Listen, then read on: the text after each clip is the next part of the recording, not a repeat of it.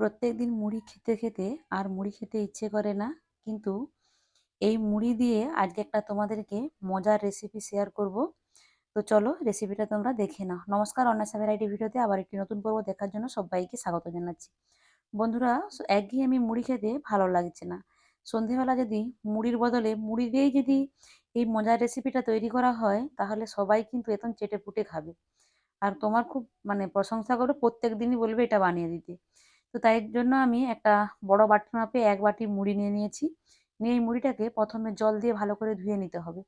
ধুয়ে নিতে হবে এই কারণেই, কারণ মুড়িতে অনেক বালি থাকে। আর এখন তো কেনা মুড়ি, তো কেনা মুড়িতে অনেক কিছুই নোংরা থাকে। তো ভালোভাবে ধুয়ে নিলে মুড়িটা একদম পরিষ্কার ফ্রেশ হয়ে যাবে। আমি 2-3 বার জল পাল্টে ভালো করে মুড়িটাকে চটকে চটকে ধুয়ে ফ্রেশ করে নিচ্ছি। বন্ধুরা, পুরো ভিডিওটা স্কিপ না করে দেখো, আশা করছি তোমাদের আজকে এই ভিডিওটা খুব ভালো লাগবে। আর সন্ধ্যেবেলা তোমরাও বানিয়ে বাচ্চা থেকে বড় সবাই খেতে পারবে, আর খেতে অসাধারণ লাগে।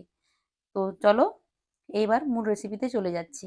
মুড়িটাকে জল দিয়ে ভালো করে ধুয়ে নিয়েছি। ধুয়ে নিয়ে এবার মুড়িটাকে জল থেকে নিগড়ে তুলে নিচ্ছি, যাতে না অতিরিক্ত জল থাকে সেটা খেয়াল রাখতে হবে। আর বেশিক্ষণ মুড়িটা কিন্তু জলে ভেজানো চলবে না, তাহলে মুড়িটা কিন্তু অতিরিক্ত নরম হয়ে যাবে, মুড়িগুলো ভেঙে যাবে।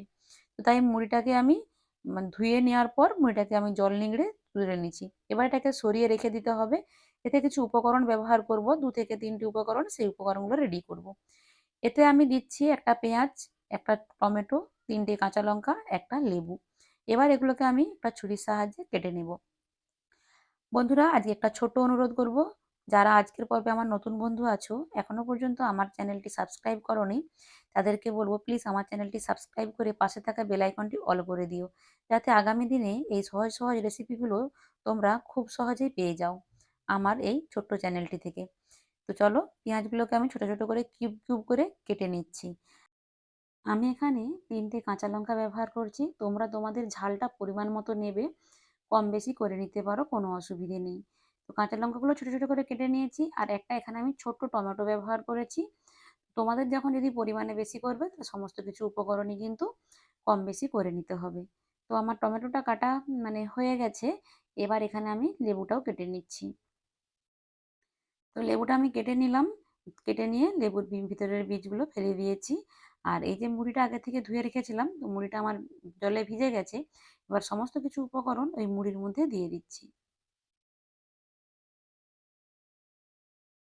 বন্ধুরা, তোমরা অবশ্যই কিন্তু বাড়িতে ট্রাই করো।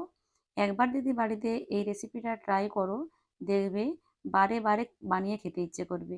যেদিনেই মুড়ি খেতে মন চাইবে না, সেদিনেই মনে হবে যেন এই রেসিপিটা বানিয়ে খাই। তো এর সাথে এবার যেটা দিচ্ছি সেটা হচ্ছে যে চালের গুঁড়ো। শুকনো চালের গুঁড়ো 2 চামচ এখানে আমি ব্যবহার করছি। আর দিচ্ছি এখানে 2 চামচ বেসন। চালের গুঁড়ো দিলে অতিরিক্ত জলটাও টেনে নেবে, আর বেশ ক্রিস্পি হবে, মুচমুচে হবে। দিয়ে দিলাম 1/2 চামচ গোটা জিরে। আর দিয়ে দিলাম 1/2 চামচ আদা। আদাটা দিলে এটা খুব সুন্দর স্মেল আসে। আর 1 চামচ কাসুরি মেথি দিচ্ছি। ধনেপাতা থাকলে তোমরা ধনেপাতা দিতে পারো। এবার সমস্ত কিছু উপকরণ হাত দিয়ে মেলাতে হবে। এতে কিন্তু এখন আমরা জল ব্যবহার করব না। যেহেতু আমি মুড়িটা জলে ভিজিয়ে রেখেছিলাম, তারপর ওই মুড়ির মধ্যে অনেকটাই জল চলে গেছে, তো তাই জল ব্যবহার করি না। একটু মাখানোর পর সামান্য জল ব্যবহার করলাম। ওই 1 চামচের মতো জল ব্যবহার করেছি। তো যদি মনে হয় জল লাগবে, তখন কিন্তু জল দেবে। তোমরা কিন্তু আগের থেকে জল দেবে না। তো আমি মোট 2 চামচের মতন জল ব্যবহার করেছি। দিয়ে এটাকে হাত দিয়ে ভালো করে একটু মেখে নিচ্ছি। আর খুব বেশি ডলে ডলে মাখা চলবে না, তাহলে কিন্তু মুড়িগুলো ভেঙে যাবে। এবার এখানে আমি সামান্য পরিমাণে কাশ্মীরি লঙ্কার গুঁড়ো দিয়ে দিলাম। আর দিয়ে দিচ্ছি স্বাদ অনুযায়ী লবণ। ব্যাস, আর কিছু কিন্তু কোনো কিছুই উপকরণ লাগবে না। এই সামান্য কটা উপকরণ দিয়ে কিন্তু এই খাবারটা তৈরি হয়ে যাবে। একদম খুবই মুখরোচক, আর খেতে বেশ ভালো লাগে। তো ভালো করে হাত দিয়ে কিন্তু এটা মেখে নিচ্ছি। আর খেয়াল রাখতে হবে মাখাটা যেন একটু শক্ত শক্ত হয়, একদমই যেন না নরম হয়ে যায়। এই যে যেমন আটা ময়দা মাখি যেরকম ডো, সেরকম ডো এর মতো হলেই হবে। তো আমার মাখা হয়ে গেছে, তোমরা দেখে খানিকটা বুঝে নাও। তো এবার যেটা করব, ছোট ছোট করে লেচির মতো করব। তোমরা তোমাদের সাইজটা পছন্দ মতো করো। আমি আমার পছন্দ মতো সাইজ করছি। একদম খুব বেশি বড়ও না, আবার খুব বেশি ছোটও না। দেখে বুঝতে পারছো কেমন সাইজের বানাচ্ছি আমি। তো আমি এরকম সাইজের বানাচ্ছি বলে তোমাদেরকেও যে বানাতে হবে তার কোনো মানে নেই। তোমরা তোমাদের পছন্দ মতো সাইজে বানিয়ে নিও। এক এক করে কিন্তু আমি সবগুলোকেই বানিয়ে নিচ্ছি। আর আমার সবগুলোই বানানো হয়ে গেছে।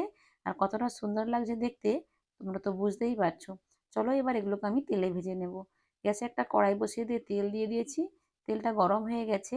এবার আমি এক এক করে ওই মুড়ির তৈরি যে স্ন্যাক্স, সেই স্ন্যাক্সটা আমি ওই তেলের মধ্যে দিয়ে দিচ্ছি। সন্ধেবেলা চায়ের সাথে এই স্ন্যাক্সটা যদি খাওয়া হয় খেতে অপূর্ব লাগে।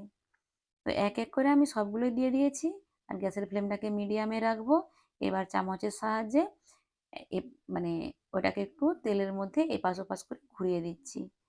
১ থেকে ২ মিনিট এরকম একটু নাড়াচাড়া করব। তারপর এগুলোকে পাল্টে দিতে হবে। খেয়াল রাখতে হবে যেন না এগুলো ওপর থেকে পুড়ে যায়। তার জন্য গ্যাসের ফ্লেমটাকে মিডিয়ামে রাখতে হবে।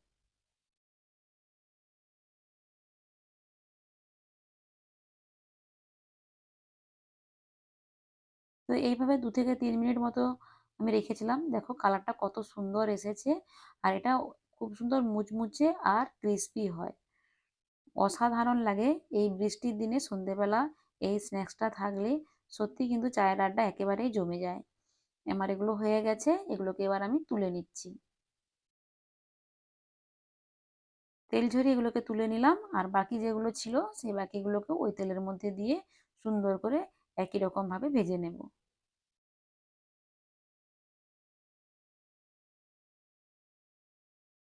দেখো যেগুলো প্রথমে ভেজেছিলাম সেগুলো একটা প্লেটে নিয়ে নিলাম আর পরে যেগুলো দিয়েছিলাম সেগুলো কিন্তু আমার হয়ে গেছে। তো আমার স্ন্যাক্স রেডি হয়ে গেল। চলো এবার তোমাদেরকে স্ন্যাক্সটা কতটা ক্রিস্পি হয়েছে ভেঙে দেখাবো। আর এই গরম গরম স্ন্যাক্সে টমেটো কেচাপ দিয়ে পরিবেশন করবে, দেখবে খেতে অসাধারণ লাগবে। দেখতে যতটা সুন্দর হয়েছে তোমরা দেখে বুঝতে পারছো, খেতেও কিন্তু খুবই অপূর্ব হয়েছে। তোমরা যারা মুড়ি খেতে একেবারেই পছন্দ করছো না, তারা এই মুড়ি দিয়েই তৈরি করে নিতে পারো এই স্ন্যাক্সটি। একদম ঘরে থাকা সামান্য কিছু উপকরণ দিয়েই কিন্তু তৈরি হয়ে গেছে। একদম ক্রিস্পি হয়েছে আর মুচমুচে হয়েছে। খেতে কিন্তু এটা অপূর্ব লাগে। বন্ধুরা আমার এই রেসিপিটি তোমাদের কাছে কেমন লেগেছে কমেন্ট বক্সে অবশ্যই জানিও। ভালো লাগলে শেয়ার করে দিও। আজকে বিদায় নিচ্ছি। সবাই ভালো থেকো, সুস্থ থেকো। দেখা হবে পরবর্তী ভিডিওতে। টাটা।